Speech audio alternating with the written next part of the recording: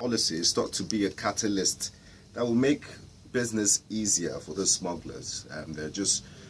That's just going to make things life easier for them. What do you think? What's your take on this?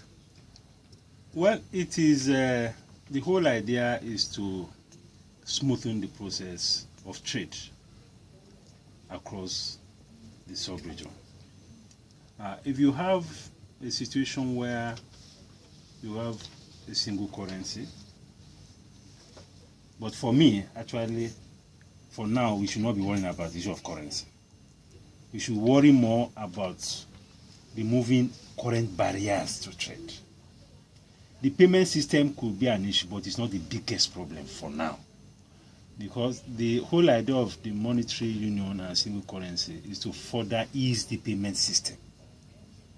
But now, we have quite a number of even Nigerian banks that exist in virtually all the West African sub-region.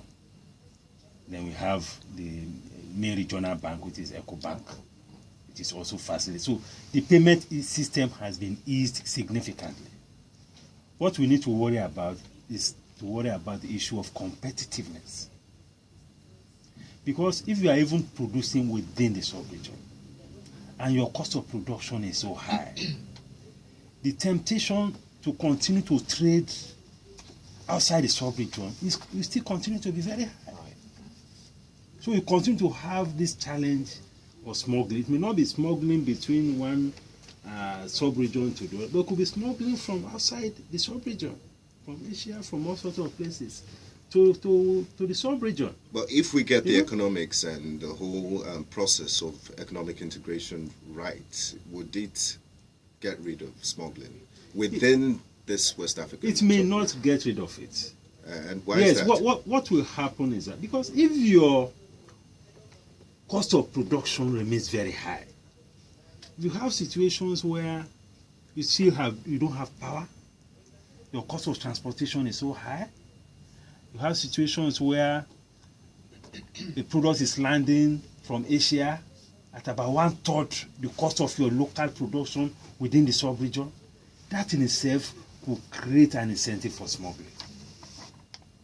So to deal with smuggling, of course, this integration could minimize it, particularly if we are talking of products that are produced within the sub-region. So the issue of hiding it and all of that will be removed, will be eradicated. But the risk of still having situations where products will come in from outside the continent because the products are cheap, they will land in one part of the sub-region and begin to be smuggled in the name of free trade area or in the name of integration into other sub-regions. It also poses a problem. Because right now we have that problem. That's what we call certificate of origin.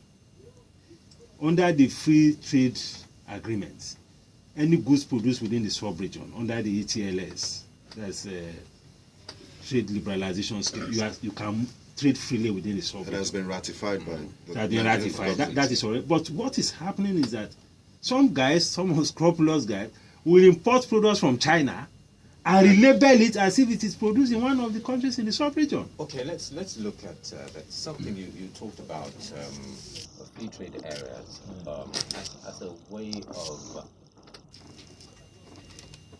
if you like, export promotion efforts.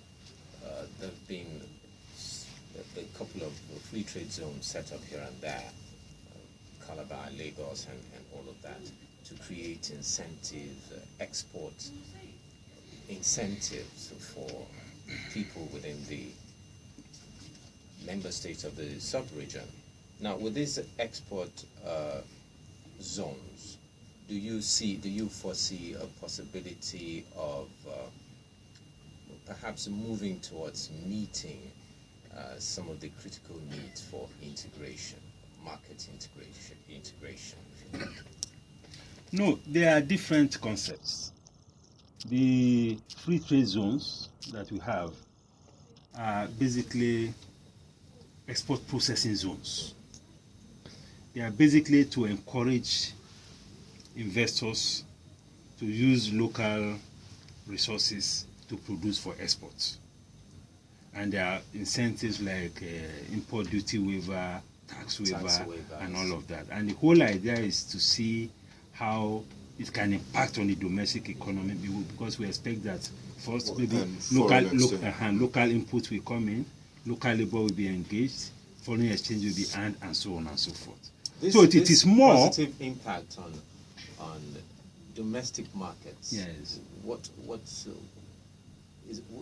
it be totally irrelevant to the sub-region as a whole? That's, I'm looking at it as, if Nigeria does that, Ghana perfects it, Togo perfects it. The export processing zones, yeah. Wouldn't it have overall impact in the sub-region? it could have it will have an impact in the sub-region, but the primary objective is not about the sub-region. The target of an export-free zone or export processing zone is to target the global market as much as possible. You harness domestic resources, labor, raw materials to be able to produce for export.